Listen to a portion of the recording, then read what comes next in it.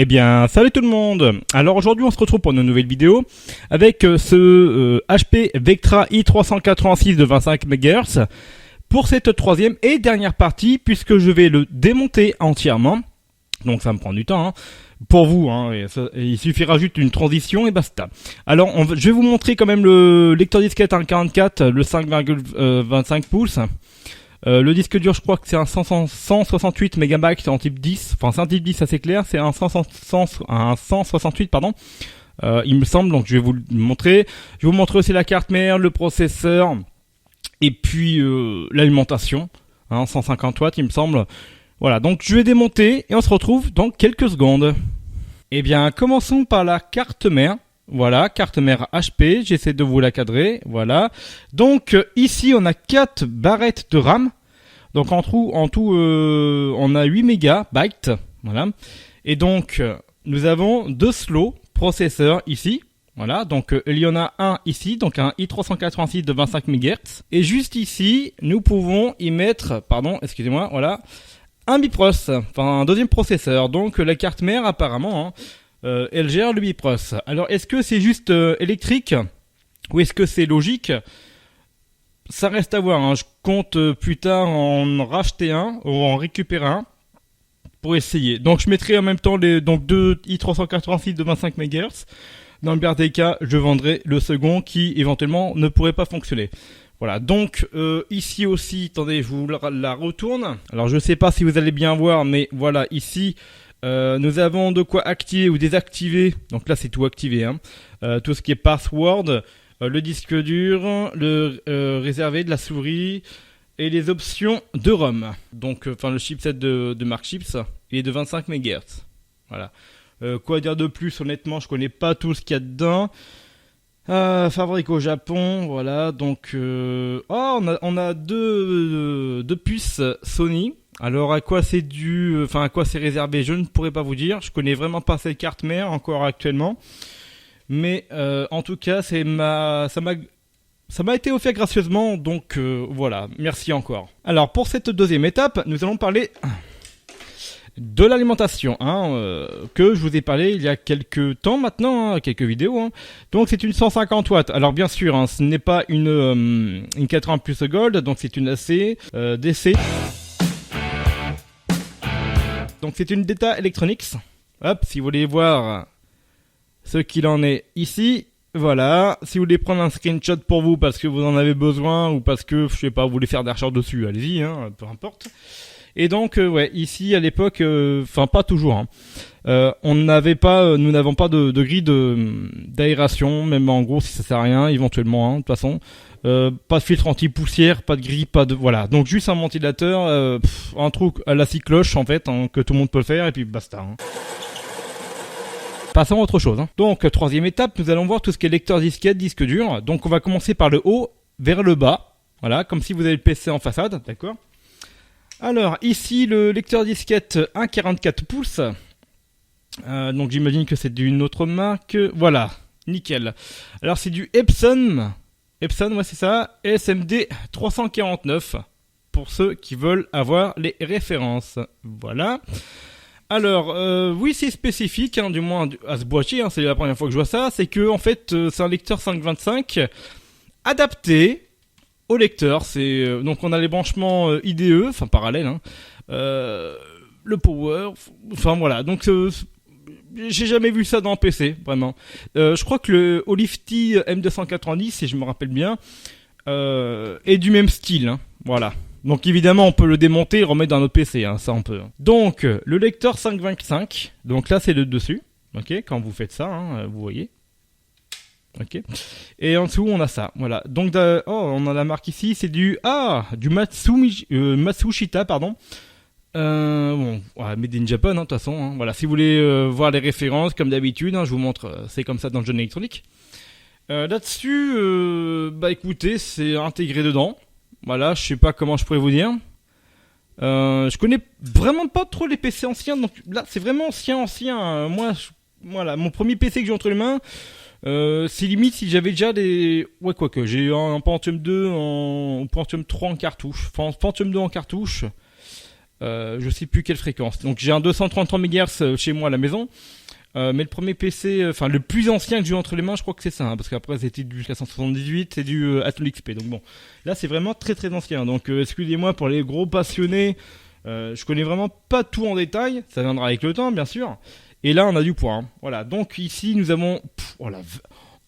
et ce serait marrant de le peser, hein. Putain. Donc nous avons 168 MB en type 13 et non pas en type 10. Hein. Je crois que j'ai dit en type 10 au début de la vidéo, mais c'est une connerie. Voilà, donc nous avons ce marquage. Alors c'est un disque dur HP, enfin fait pour HP, mais il s'agit, j'avais vu ça où, voilà. Donc c'est un Quantum de chez IBM. Voilà. Donc en parfait état de marche, puisqu'elle a déjà fonctionné plusieurs fois, donc en parallèle hein, également. Voilà. C'est que... Putain, il pèse une tonne.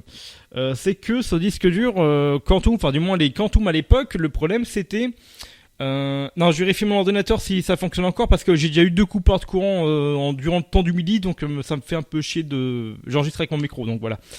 Ça me ferait un peu chier que ça coupe en pleine vidéo.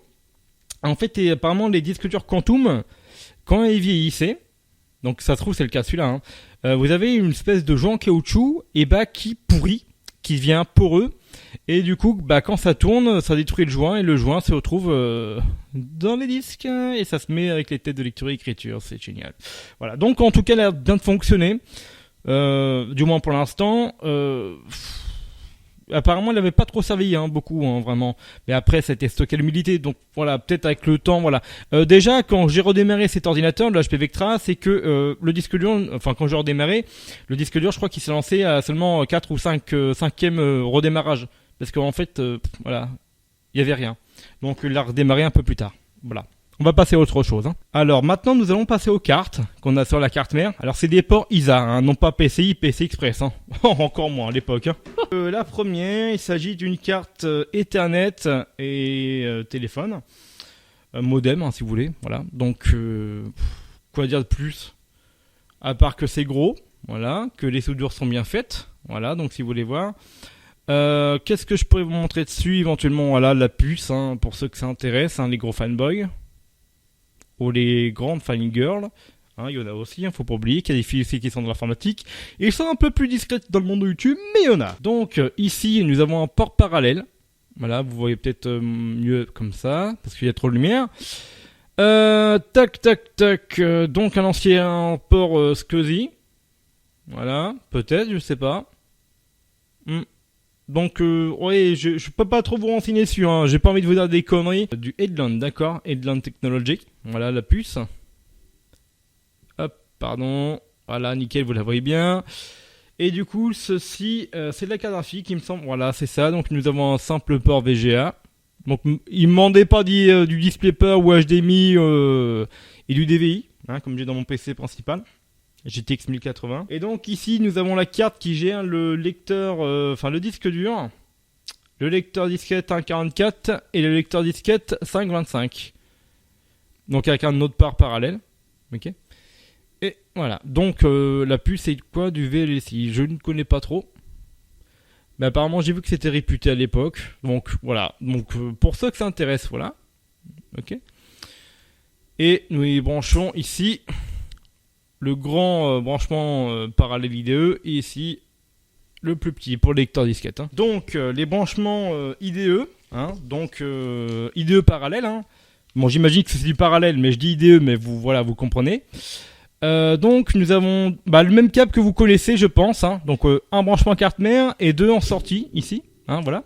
Ok. Et pour le alors que je dise pas, le lecteur disquette, que je dise pas de conneries. C'est que nous avons ce type de câble, donc on va dire un IDE prototype, hein, quand je vais appeler, voilà. Donc nous avons ça on branche sur la carte mère, et si on branche ça sur les lecteurs, et ça vient s'enfoncer dans les branchements du lecteur disquette 1.44. Dernière partie de cette vidéo, c'est que je vous avais parlé de la batterie. Donc voilà, ce n'est pas une pile CR2032, hein, d'accord. Donc ça, normalement, ça vient s'agripper quelque part sur l'alimentation, hein, je n'arrive plus à le remonter. Parce que, et en plus je me cherche pas à comprendre non plus. Donc ça, le plastique on peut le dégager. Donc la pile, voilà ici. Donc on a juste la phase neutre, hein, Voilà, un simple câble, d'accord, qu'on branche à la carte mère. Hein. Juste à côté de le débranchement 20 pins de la T. Et du coup, voilà, c'est une Panasonic BR E2 de 6 volts. Puisque ici, nous avons 2 fois 3 volts. Tout simplement. Et ça, alors, elle est encore vivante, hein, elle n'est pas encore morte. Hein. Je crois qu'il y a encore 4 volts et quelques. Donc, bon. Et en fait, plus j'allume, plus ça se recharge. Donc, voilà. Elle n'est pas encore totalement morte. Made in Japan machin. Et ouais, je cherche quelle année que ça peut être. Je ne sais pas du tout. Voilà, donc ici nous avons 2 accus hein, qui fait 3 volts chacun. Et du coup nous avons cette Panasonic BR E2 de 6 volts. Voilà. Pour ceux qui s'intéressent, on me l'a demandé sur pas Instagram mais comment Twitter, à quoi ça ressemblait. Bah voilà, ça ressemble à ça avec hop, je vais bien vous montrer. Voilà, ceci comme câble. Hop là. Voilà, qui est fait. Bon, et bah les amis, je n'ai plus qu'à remonter tout ça en off, bien sûr. Je vais vous épargner le remontage, hein, ça ne sert à rien. Je vais m'éclater. Et je vous dis à très bientôt pour de nouvelles vidéos. Allez, bye!